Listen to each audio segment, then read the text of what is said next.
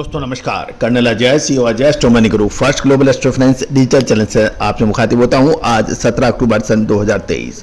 दोस्तों Ajay Astro Money गुरु संवाददाता दिवस का पहला चैनल है जो इंडियन सिस्टम ऑफ एनालिसिस एवं फंडामेंटल एनालिसिस के संयुक्त प्रयास से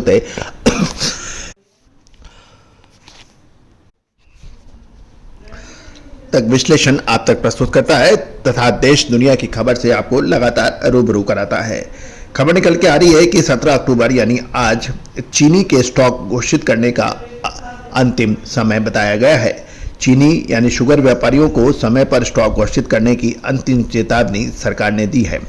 सरकार ने चीनी व्यापार में शामिल सभी कानूनी संस्थाओं को 17 अक्टूबर तक खाद्य मंत्रालय की वेबसाइट पर अपना स्टॉक घोषित करने के लिए अंतिम चेतावनी जारी की है और आज अंतिम दिन है। और यह भी वार्निंग दिया है कि उल्लंघन करने के वालों के खिलाफ सख्त कार्रवाई की जा सकेगी। गौरतलब है कि 23 सितंबर को खाद्य मंत्रालय ने सभी चीनी हितधारक, थोक विक्रेता, खुदरा विक्रेता, बड़ी रिटेल चेन और प्रोसेसर्स को अपनी वेबसाइट पर साप्ताहिक रूप से अपने स्टॉक की स्थिति अपडेट करने का आदेश जारी किया था।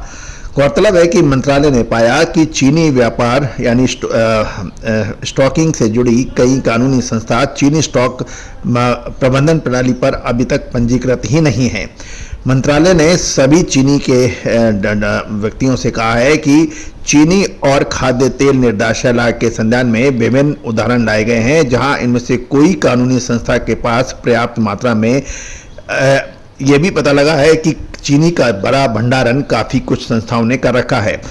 ऐसे मामले जहां कंपनियों ने अपनी चीनी के स्टॉक को नियमित आधार पर अपडेट नहीं करती है। उन्होंने कहा ये न केवल ये नियमों का उल्लंघन है जबकि पूरे चीनी बाजार के संतुलन को भी ये बाधित करता है। गौरतलब है कि मंत्रालय ने यह भी निर्देश दिया है कि चीनी उद्योग में शामिल सभी कानूनी संस्थाओं को तुरंत चीनी बाजार सूचना प्रणाली पर अपना पंजीकरण कराना चाहिए जो यदि उन्होंने नहीं किया है। उन्होंने ये भी कहा है कि साप्ताहिक आधार पर चीनी के स्टॉक अपडेट करने के लिए सभी को कहा गया है क्योंकि चीनी स्टॉक के स्तर को सटीक रिकॉर्ड बनाए रखना चीनी के भावों में तेजी को कंट्रोल करने के लिए आवश्यक होगा।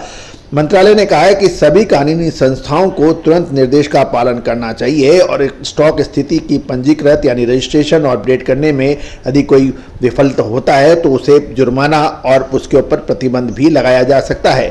मंत्रालय ने यह कहा है कि अगला अनुपालन 17 अक्टूबर तक किया जाना अत्यंत आवश्यक होगा। इसे आखिरी मौका माना जा सकता है और चेतावनी दी है कि आवश्यक वस्तु अधिनियम के तहत उल्लंघन करने वालों के खिलाफ सख्त कार्रवाई की जाएगी।